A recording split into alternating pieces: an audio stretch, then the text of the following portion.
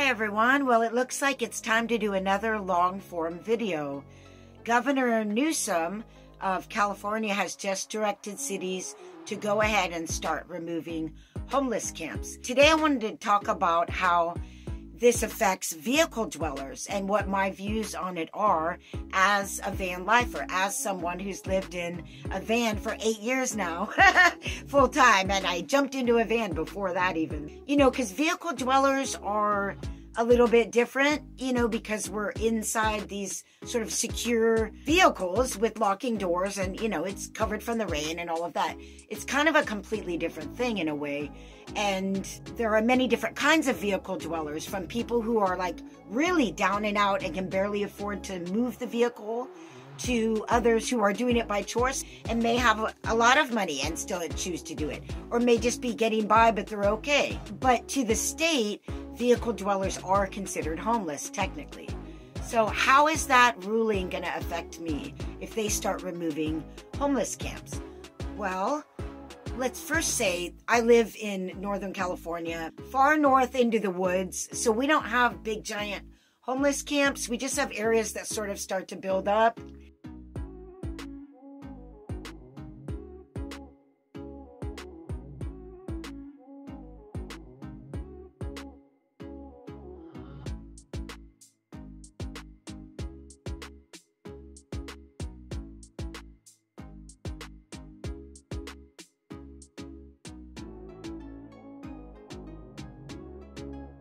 And we have a lot of vehicle dwellers of all different kinds. So I'm not really in the city. It's not as severe of an issue here. And I don't know yet what our communities here will do about that. So we're all kind of waiting to see now. The first thing I want to say about being a vehicle dweller is that I do believe it should be lawful and that it's our constitutional right to actually live in our vehicles. What I don't think is our right is to just park anywhere, anytime, for any length of period.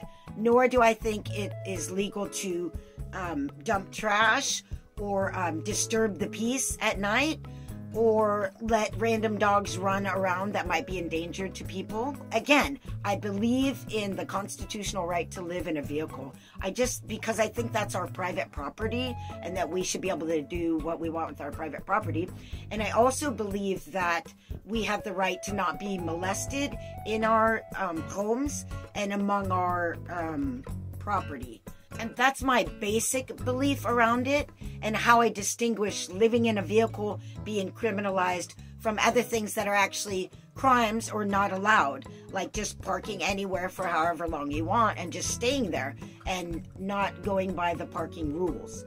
I think that's very important, and I think it's those people who don't follow the basic parking rules that make it harder for people like me who do, and who do want to live in a vehicle safely and be able to park overnight safely. Now, the second thing I wanted to make a point about was that, you know, when we're talking about like, how do I feel about how this is going to affect me? When I consider my own self-interest in this situation, you might think that I'm thinking, I'm against them removing encampments, which may include vehicle dwellers, because I'm a vehicle dweller. But I understand that my self-interest is actually larger than just what happens to me in this very moment, or how I feel about it emotionally, or anything like that. It is actually in my best interest that my community functions well and that it's safe. The best outcome of the community is in my best interest. So when I consider this, I'm not just thinking of myself in terms of my own personal needs right now in this moment. I'm thinking of the larger picture for all of us. I'm thinking of general law and order. I'm thinking of civilization. I'm thinking of our community. That's where my self-interest really lies, not just with myself right now. The third thing I wanted to talk about was something I've been thinking about a lot. What would be actual solutions for people living in vehicles? Now, the housing situation is difficult for everyone, especially the people that don't have vehicles at all. I think there should be a lot of different solutions. One of them, as I've always said, which does pertain to other homeless people, if vehicle dwellers are considered homeless, though I don't feel homeless in my mind, which it is not having a house, but it is also a state of mind. But anyway, we need lots of solutions, and one of them is to build housing that isn't giant, big, expensive housing. We can do, and I've talked about this, tiny houses, shipping container houses, and shed-like houses. There are many, many, many companies that have come up with these solutions because it's so needed by the populace. And it's not just needed by homeless people. As someone once said recently, we don't just need affordable housing, we need housing to be affordable, or we need more affordable options, not just for the homeless guy on the street, but for the family down the street here that's in a house that's so expensive, or an apartment, that they're just barely getting by and could end up homeless. So it's not just, let's make all this, affordable and free housing and give it to all the people that are just happen to be on the streets for many reasons. We need more housing that's affordable.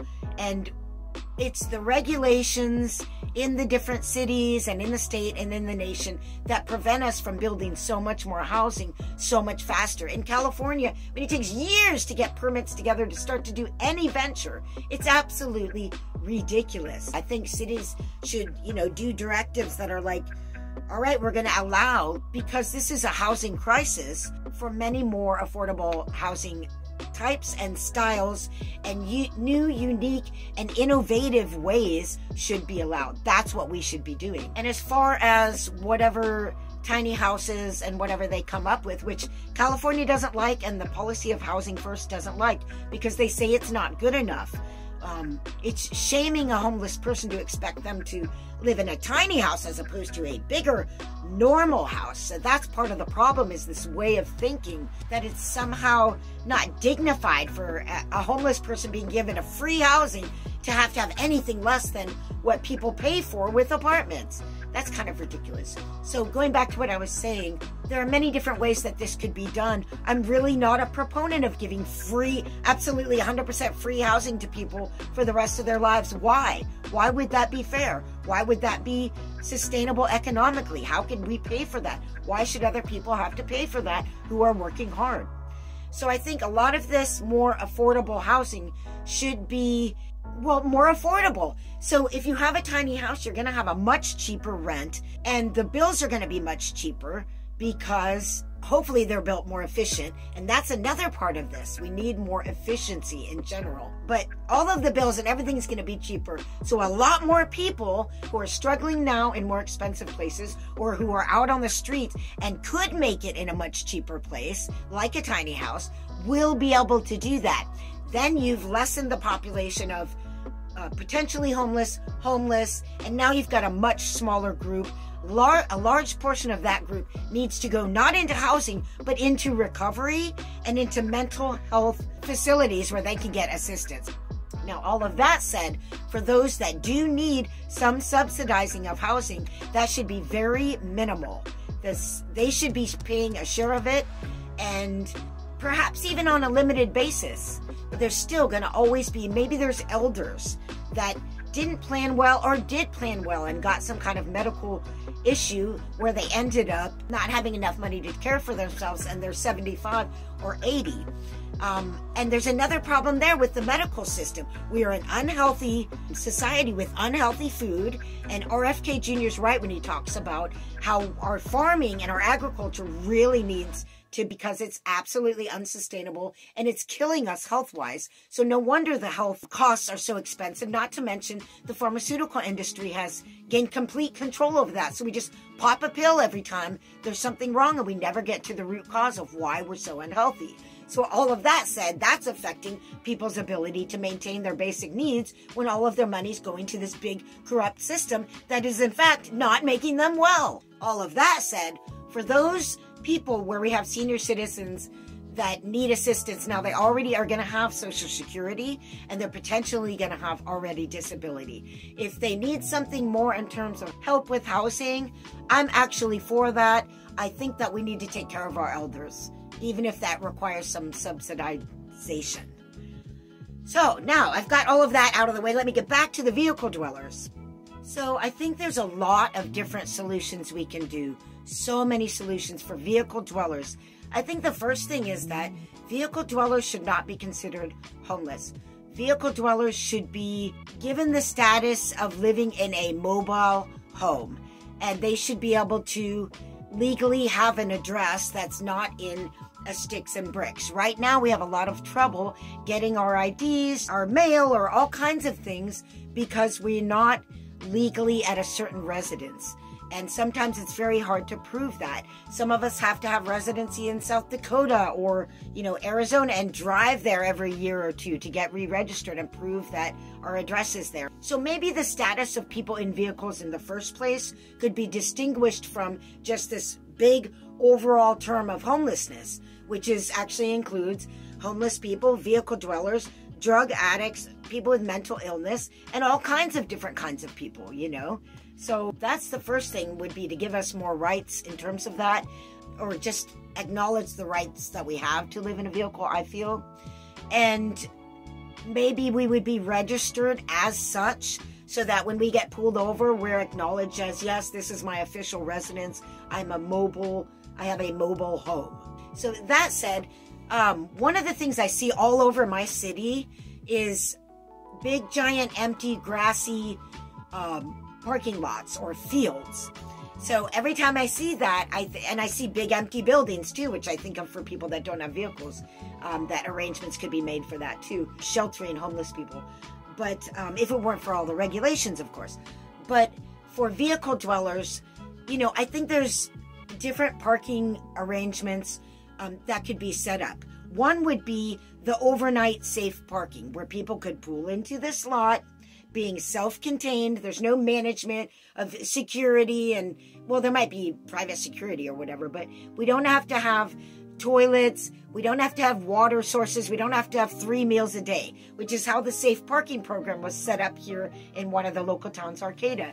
They had safe parking and 3 meals a day and laundry services and shower services and looking for housing services. Maybe we could just have safe overnight parking, and maybe that type could be the overnight, where you come in and you leave by a certain time in the morning. But I think what would be really innovative is if we normalized overnight parking. We go, okay, we've got all these people living in vehicles. Why don't we have both short-term and long-term places that people can park in, just like you have long-term RV facilities, RV parks. Many of these parks will not allow certain types of vehicles that are too old. Okay, they have a lot of rules and a lot of regulations about who can come in there. So maybe we need to expand this idea and spread it out into many different kinds. So one of the kinds would be the short-term overnight parking for RVs and mobile homes, which can include vans, of course. And I should have said that from the beginning. This includes vans, not just mobile homes technically. So in these short-term places, the people can come in, say for a period of 3 nights maximum, or say for a period of a week maximum. And this is going to be very beneficial to the people who have big rigs that it takes a lot of gas to move around, and is a total pain in the butt to move this big giant rig into a spot and then move it out, move it in, move it out. If it's a maximum 3-night stay or a maximum week-long stay, that would be a really good arrangement. It's not coddling people and making them totally dependent on that one spot, but it's not causing them to have to rustle up and move every 5 seconds either. If that was normalized, then that would be a large solution for a lot of people. And then you have the long-term ones that would be like RV parks, but they wouldn't have these stringent rules, So in that case, people would be able to rent for a month at a time, or 6 months at a time, or a year at a time. And these places would have showers, would have bathrooms, would have water sources. There's a great opportunity for business and for private entrepreneurship with this model.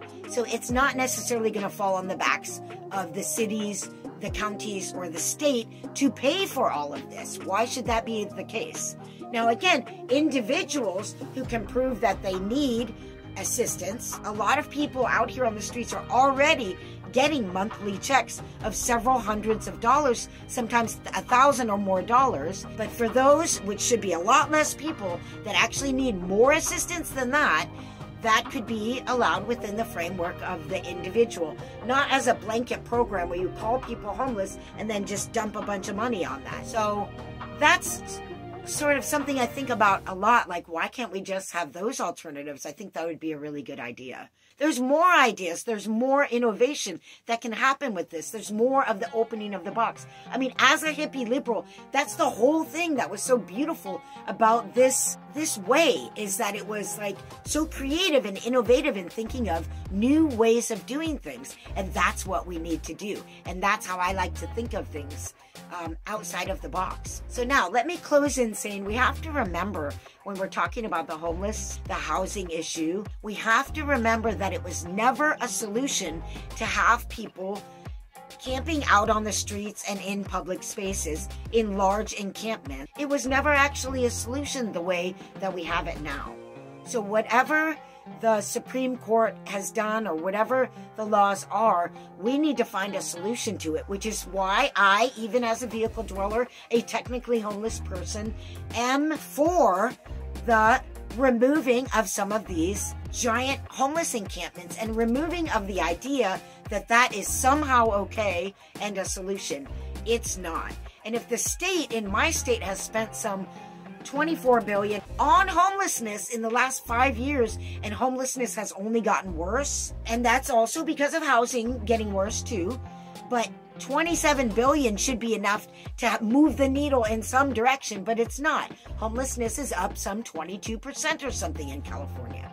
So if we're going to spend billions of, obviously that's not working. That's what I'm saying. That's not working. And the whole idea of people being forever dependent upon the state for their needs is itself a fallacy and an unfair situation, and not a real solution. Not a real solution for people's own integrity, not a real solution for people's lives, where people are not meant to sit there in squalor and do nothing. Each person has beautiful, unique gifts that they should be not only contributing to society, but feeling the fulfillment of themselves in their own lives. Life is short. We want to have good lives. We're not just going to sit there and say there's nothing I can do. That is not the right way, and we should not encourage that. Well, I guess there you have it. There's some of my thoughts on the homelessness situation, the new rulings, how it affects me, what I think, and what some solutions might be in this situation, which clearly is a problem the way it is now. All right, so thank you for watching my video, and please put your comments down below. I love interacting with you. It also helps my channel grow, so please help me with that. All right, everyone, bye for now. Have a great day.